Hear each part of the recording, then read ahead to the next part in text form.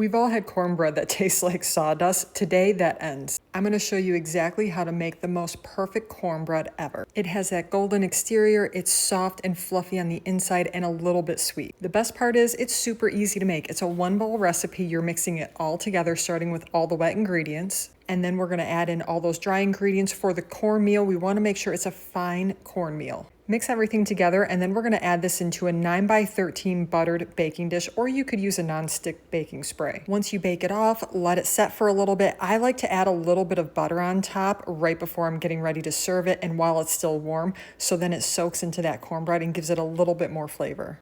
This is the ultimate cornbread. It goes great with barbecues, chili, eating on its own, and one of my favorites is making a peanut butter and jelly sandwich. You heard that. It is insane. You've got to try it. And you can never go wrong with adding a little bit of butter and honey on top, or maple syrup.